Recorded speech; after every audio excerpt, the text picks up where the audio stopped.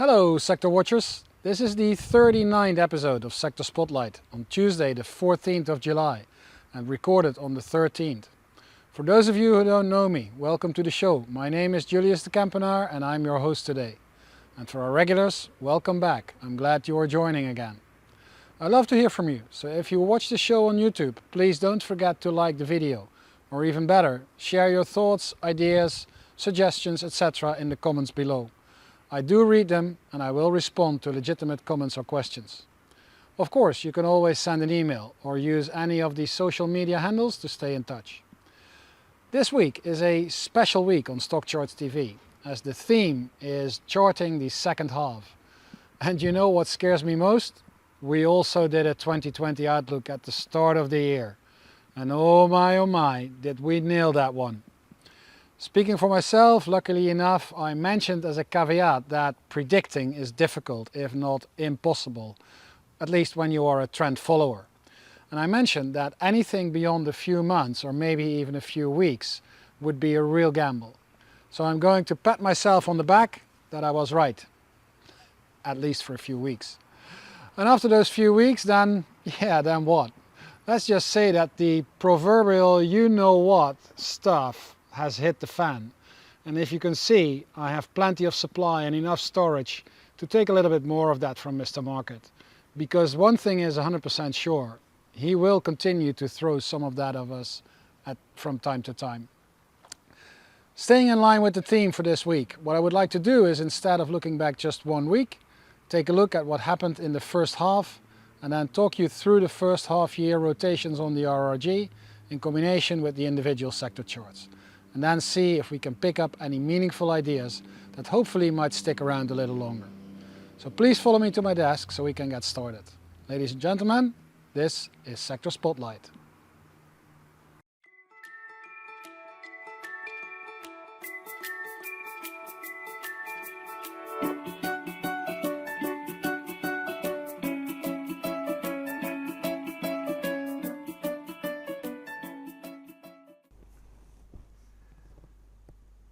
I have now cranked up my computer and loaded two screens side by side.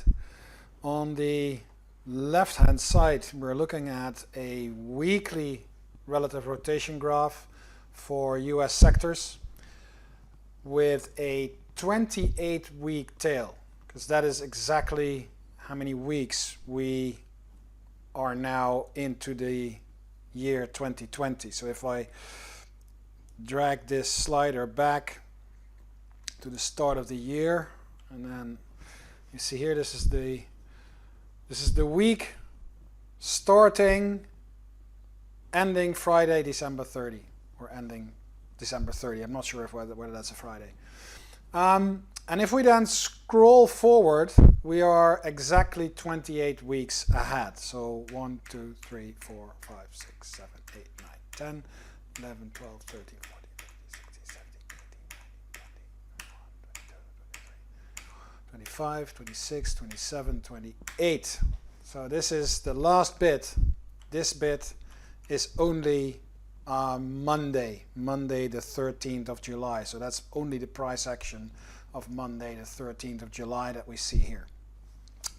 On the right hand side right now there is the chart of SPY, just as a general picture for the market, and we're going to walk through the individual sectors in a minute.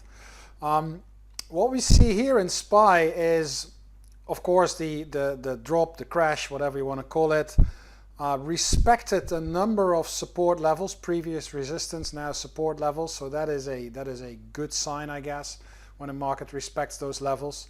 And out of that low, we see a very strong and nice rally with a series of higher highs and higher lows. And whether we started today, this morning, actually pretty strong, we ended on a weak note. And although the week is only 1 day old, it looks as if this resistance area here around 322, and the title of last week's video was why 322 is an important level in SPY. Well, here you got it, because 322 is a resistance area.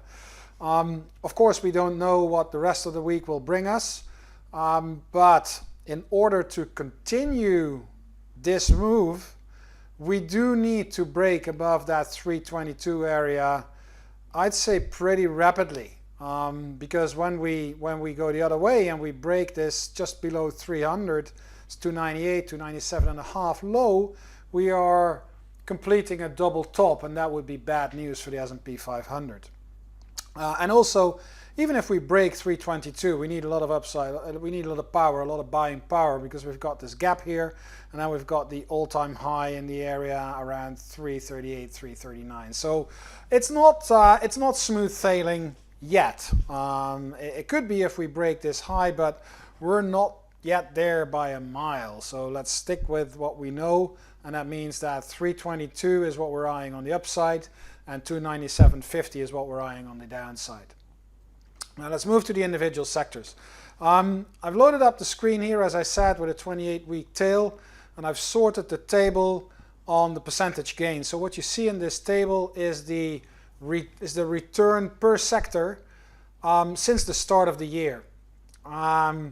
No surprise that technology is the leader with a little bit over 19%.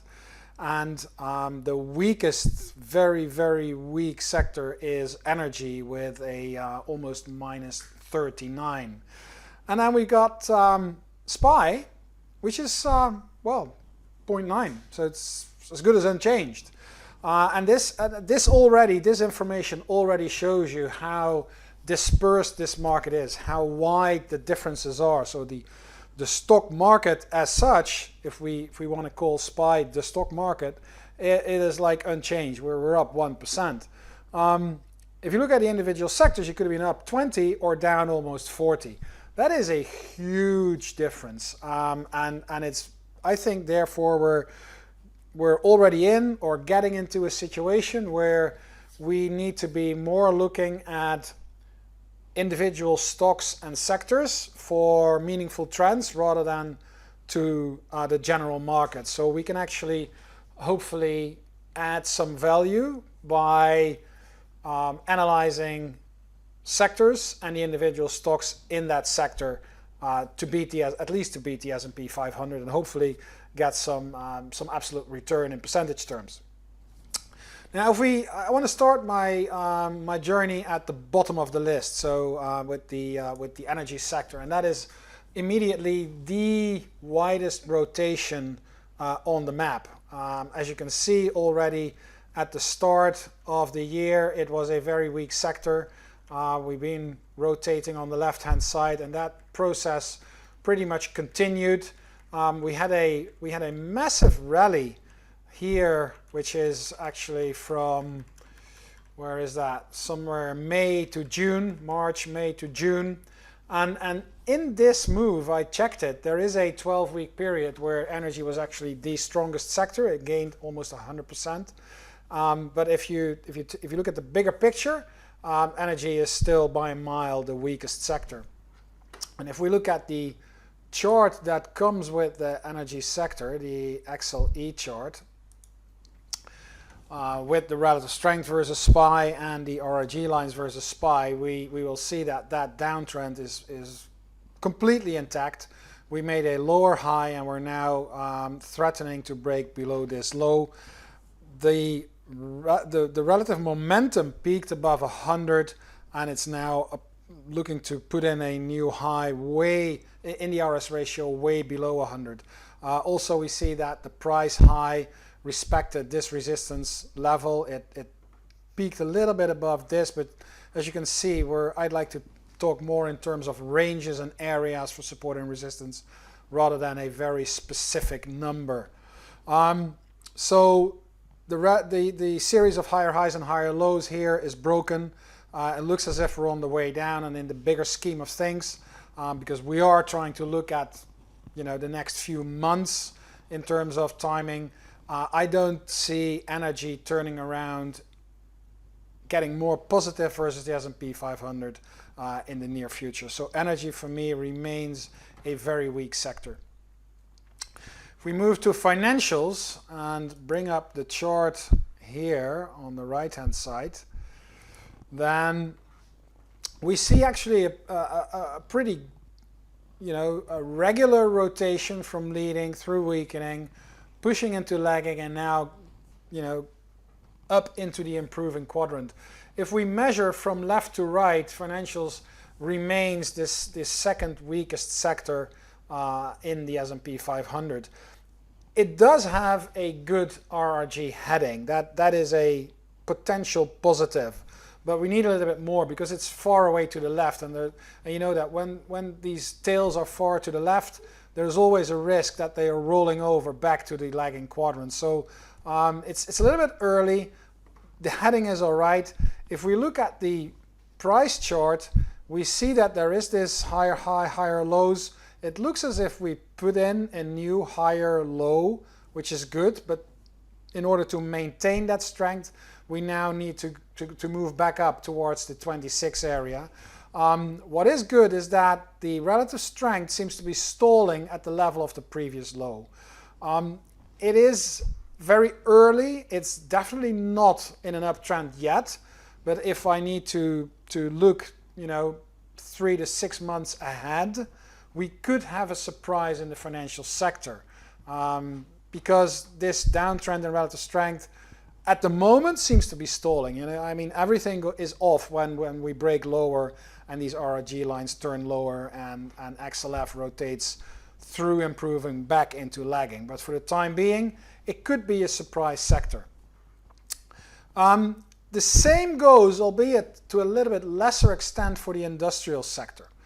What we see there is a similar rotation, pretty regular, higher highs, higher lows, respecting some old resistance levels, but also here not breaking below its previous low in relative. That is a good thing. And if we maintain levels above this previous low, which is in the 65 area, that could be the trigger for more upside, and then for XLI to push further towards the leading quadrant. So just like financials, industrials could be a surprise sector. And I'm still sort of thinking into the future, call it fantasizing, whatever you want, but it could be a surprise on the positive side for the industrial sector. Real estate is a different sector. Just look at the rotation on the RRG, and you will see that it is, rotated all the way through, just a very notch into leading, but then all the way back. And what worries me most is the recent break of support and relative strength, and we're now challenging to break below this low. Even on the upside in price, there's a lot of overhead resistance. I have a very hard time making a bullish case for the real estate sector here. Quickly move on to utilities. Slightly better than real estate, but not much. As you can see, the sector is inside lagging. It's picking up a little bit of momentum, but there are no big moves from week to week. So the what we call velocity, RRG velocity, is not big. It's actually getting smaller, which means smaller distances between the observations. And also here, the break in relative strength is sending a very weak or negative message, and only this recent sort of sideways pattern is causing this RS momentum line to sort of hiccup, but the RS ratio is way below 100, which will make it very, very difficult for the utility sector without a lot of positive momentum to actually make it all the way through improving back into leading. Also look at the, it is a series of higher highs and higher lows by definition, they are higher, but look at how only very marginally this high is higher than the previous high, and how marginally this low is higher than the previous low. So I'll maintain a very cautious stance towards the utility sector going forward, most definitely as long as this relative strength line continues to decline and the tail doesn't pick up with big jumps in week-to-week momentum. Staples, similar to utilities, and these are the defensive sectors, people. That is one thing. The defensive sectors are in negative territory. and that that could be explained as a positive thing. A lot, when defensive sectors are weak, that usually sends a positive signal for the market as a whole, and it has been doing that in this whole rotation here. The question is whether it can maintain that, because I don't like what I saw today in SPY. I really need to see a break above that resistance, above that 322, probably sometime this week, to maintain that positive look on SPY. So the good news is that I'll actually be on the panel of the mid-year outlook coming Saturday on StockCharts TV, and then we'll have a full week to analyze and probably can come back to what we're talking about right now. Staples, very, very cautious. Depending on how you draw this horizontal line here, that relative strength is either testing support in relative strength, or it has just broken below it. We need a little bit more data to actually confirm that. Today it looked as if we were breaking above, but we just got back. So we really need to wait until the end of the week to actually make at least some sort of a call on this sector. But for the time being, I'll remain very cautious with the Staples sector. We're getting into the greens here, green and orange. The materials sector, actually a pretty nice rotation. And if you look at this tail and compare it, for example, with that energy tail, that's a completely different picture. That's a completely different chart. So let's bring up that materials sector chart. And what you will see is that it's actually a pretty good rally, and we're almost back at the highs that we saw, or the levels that we saw prior to the Corona COVID mayhem that hit the markets in February and March. That was at the same level as where we were at the start of 2018. So this area here, just above 60, is a very heavy resistance area for the materials sector. If we break that, that will be a very, very positive sign. If we look at the relative strength, again, it depends a little bit on which line you want to draw. I'm always very careful with drawing trend lines and drawing too many conclusions about it. But what I see here is that is a relative strength line that's trying to turn around. At the shorter term, we see some higher highs and higher lows, and we're now sort of struggling to get back above this horizontal old support level, now resistance. A bit similar to what we're seeing in the price chart, where we're struggling to get to and go above those all-time highs. That situation is causing the momentum line to roll over a little bit, and all that hesitation is causing the tail on the RRG to be shorter, and look at the position of all the individual weeks. They're super close together, and we're having a sort of a tight rotation around the center of the chart. And these low RRG velocity, which means a shorter tail and short distances between the week-to-week observations, they're a little bit more risky. Tails that have these short week-to-week distances can turn more easily, while if there are bigger distances, the trend is much more powerful. Nevertheless, materials made it into the leading quadrant, and that's for good reasons, because it is looking to turn around. What I would like to see going forward is definitely a break above this resistance and relative strength. And if we could break above that all-time high in the materials sector, that would be a very good sign, and that would actually make materials a very interesting and solid sector going forward in the next few months. But we do need that trigger of a break higher. If we move to healthcare, that was a sector that was in play over the last, let's say, 6 months. If we look at that rotation, if we go back to the start of the year, let's see, where is that? Here is December 30. We saw that we started off pretty good at the start of the year for healthcare. and we started to roll over, and we're now January 26. Roll over, it was not too good, and then all of a sudden, late February, early March, everybody was a virus expert and a virologist and a medicine vaccine specialist, and everybody wanted to start buying healthcare companies, and especially the biotech, and that continued until, let's say here, May, June, and it's now rolling over, and we're almost crossing over into the lagging quadrant. That makes the healthcare sector a little bit dangerous. It has trouble, with its all-time highs.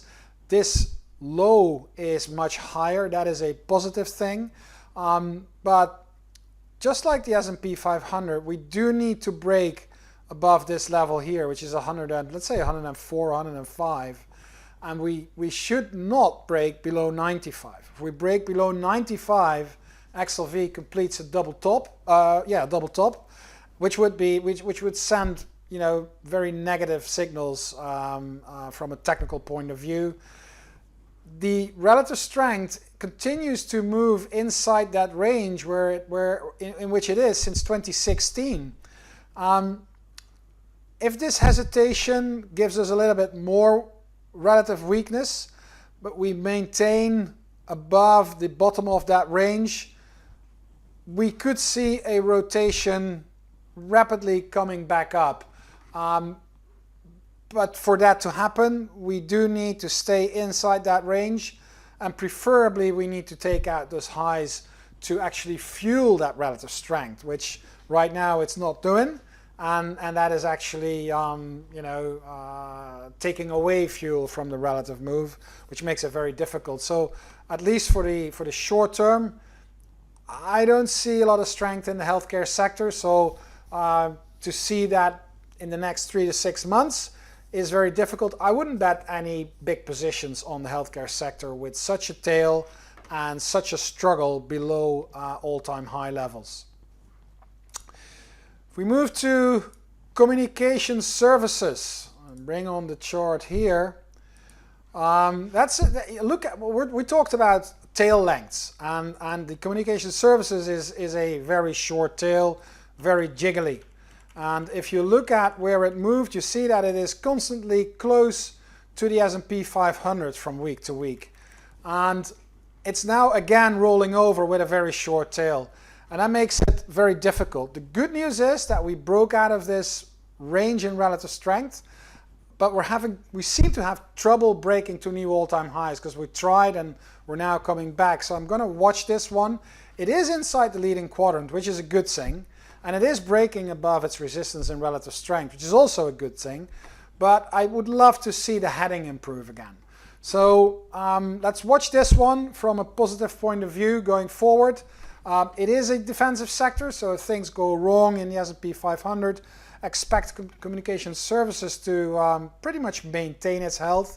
But for now, neutral to positive in the next few months, I would say. And then the last two sectors, this is where the fireworks are happening. We got the consumer discretionary sector. That is Amazon plus a bunch of other stocks. And as you can see here, we had this very nice tail going all the way into the leading quadrant. This little hiccup is February, March, when the whole market went into mayhem. And then, Amazon and a few other stocks started to really take off. That seems to change now. I've written an article about that a few times already, and the latest one was Amazon move over coming through, which is highlighting that it looks as if Amazon is losing some relative strength, and that there are a lot of other stocks that are picking up relative strength. Also, the equal weight discretionary sector is making a nice turn up, which suggests that there is a little bit going on in that sector. If you look at the price chart, again, this looked very nice this morning. We were up here and it looked like a nice break, and we just closed in that area. In order to keep that positive stance for the discretionary sector, we definitely need to hold up above this what is it? Let's say 130 area, and definitely not break below 102 and a little bit. The relative strength is also breaking out, but again, it's only Monday of this week what we're looking at. So it's a little bit early, but you know, from what we know now, from the data that we see now, consumer discretionary is one of the strongest sectors in the S&P 500. The tail is rolling over a little bit, but it's doing that far to the right, so there's a good chance that we see some weakness and then picking up again. And you know, specifically for this sector, we could make a case that it looks as if Amazon is handing over the lead to a bunch of other stocks. It's a bit early, but that general picture seems to be coming around. It's difficult to look into the future, but from what we've seen over the last 6 months, going into the next 6 months, consumer discretionary is definitely one of the sectors to at least approach from a positive point of view, because what we're looking at here is not a weak chart. It's not a downtrend. As a matter of fact, it's an uptrend. We just broke 2 new all-time highs. Finally, the technology, well, I was going to say the sector of all sectors, the technology sector. What's happening here is nothing short of amazing, and as you can see, it has one of the shortest tails on the chart, not nearly as long as what we saw for energy or industrials or financials. This is a short tail with a low velocity, short week-to-week observations, but still inside the leading quadrant and moving to the right, which means that it is a very stable trend going higher in terms of relative strength. And that's what we see here. We see this relative trend going higher. That is pushing that RS ratio higher. And now for the last 6 to 8 weeks, you see both ratio and momentum just, you know, hovering a little bit, just going up and down a little bit, which tells you nothing else than that this is a stable uptrend with stable momentum, because you know momentum is something that measures the first derivative, so it needs to continue to accelerate. This sector had its acceleration and it's now just going forward. It's like, maybe best compare it with a train, you know, with a steam train, steam lock that just needs to boom, boom, boom, go and go and go, and then builds up momentum, and then after a certain stage, it has reached its cruising speed. It's not slowing down, it's not going faster, but it is going in the right direction, and that's what's happening with technology. It has reached its pace and it's continuing to do so. You know, we can surely handle some sort of rotation here, some sort of setback without this uptrend getting damaged. So going forward into the second half of 2020, you know, from what I see now, I do think that, you know, technology remains the most important sector to at least hold in your portfolio, and the one that you need to avoid is the healthcare sector. I'm sorry, there's nothing else that I can make out of it. Technology on the one side, energy on the other side, those are the two most clearly defined trends, and we can find some surprises from financials, industrials, materials, and maybe healthcare, but that's about it. Tune in coming Saturday to the Market Outlook, to the Charting the Second Half of the Year panel, and that was it for Sector Spotlight. I hope you liked the show. If you did, don't forget to like the video, and I hope to see you back next week. Stay safe for now, and tune in next Saturday, the 18th of July on StockCharts TV. Technical analysts and financial experts.